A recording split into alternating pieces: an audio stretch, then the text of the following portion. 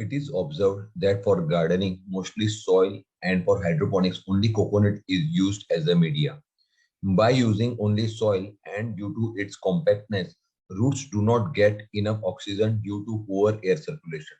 Also, weight of pot becomes very heavy and many times people don't do farming or gardening on terrace due to weight of soil. To overcome this problem, use Utkarsh pot mix or gardening and hydroponics, which can be used as a substitute of soil. Utkarsh pot mix is a mixture of vermiculite, perlite, and cocopeat in right proportion. Vermiculite and cocopeat retains necessary moisture and perlite will drain the excess water away. This will create water holding capacity of soil and also aeration along with maintaining light weight. Utkarsh pot mix is 100% substitute of soil for growing of any plants. It is light in weight and very easy to handle.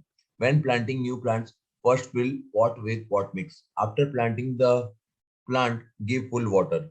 For existing pot, apply pot mix every 2 to 3 months. You can also add necessary organic fertilizer like compost, vermicompost, neem cake, etc. for gardening. Utkarsh pot mix is odorless, non-toxic, sterile material and 100% safe for your plants and environment.